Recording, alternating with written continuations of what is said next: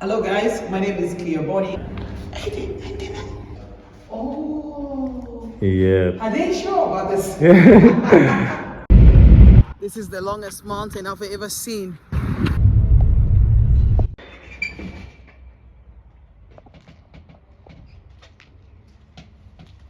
The same height that you see here is the same height as Sobhuza the second, King Sobhuza the second. And this is the car that he was not driving this car, right? So obviously there was a driver driving him.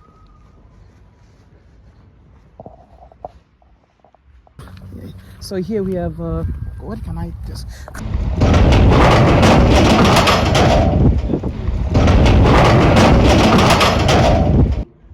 The dome where the statue is. So let me just show you guys.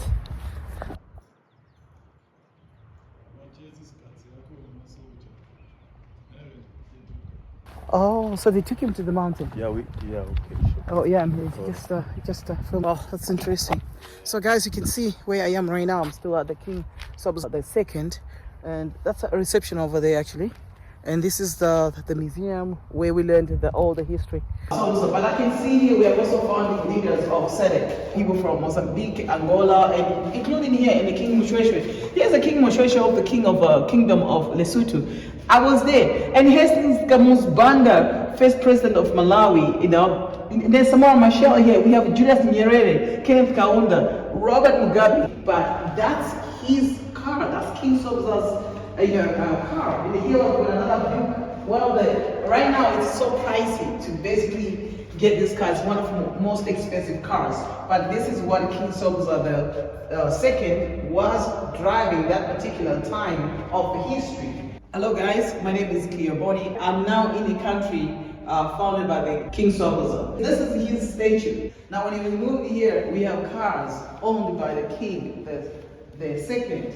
And we have all the pictures around here, which tells us, it informs us, it gives us the history and the background of. Then we have another car here too, driven by, it's also another Buick. So he was so in love with the Buick, cars.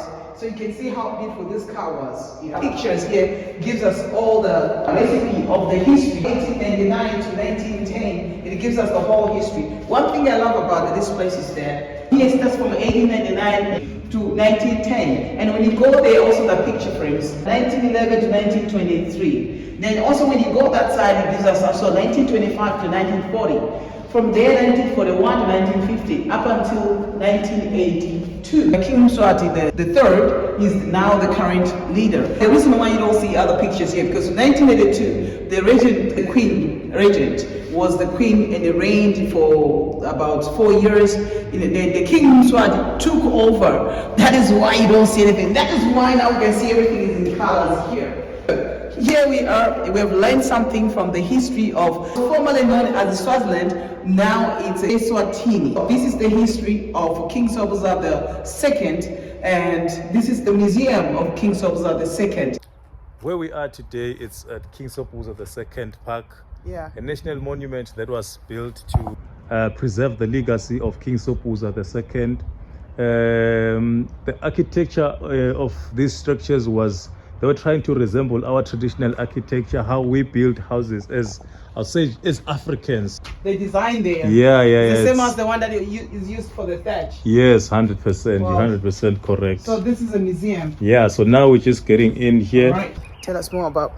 All right, so also a statue of King Sobhuza the second.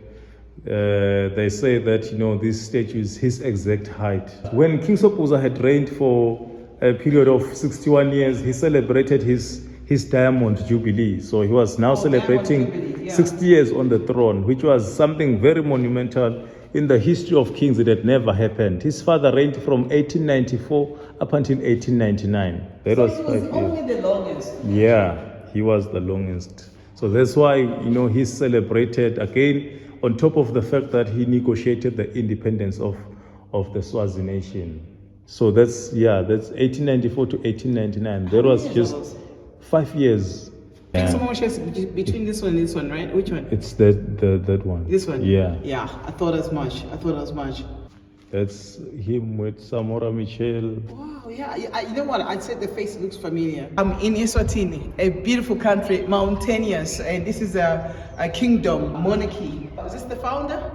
King Sobhuza II. I wouldn't say that he's the founder. He's not the first king, but he's one of the kings that contributed, I would say, in a huge way in the history of the nation. So he's the one who negotiated the independence of the nation in 1968. We gained our independence in 1968 from the British. So from 1903, we started, we were under the administration of the British government. It was up until 1968 where we then gained our independence. So this is a statue of him, a bronze statue of King Sobhuza II. So right at the top there is that writing that says, Angina Sitsa, I have no enemy.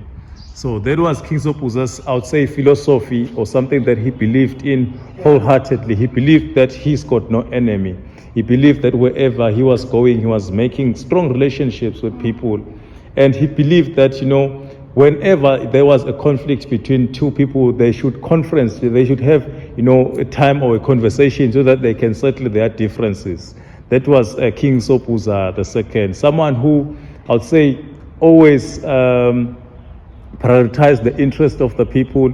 He used to say that what I have doesn't belong to me, it belongs to my people. Because he understood that a king is a king because of his people.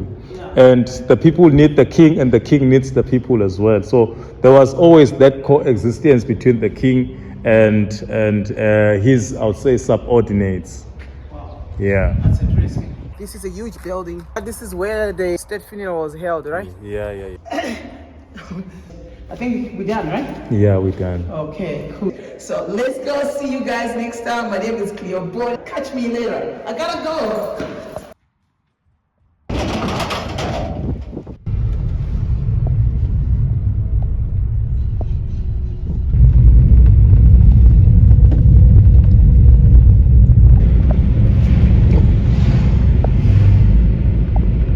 This is the longest mountain I've ever seen.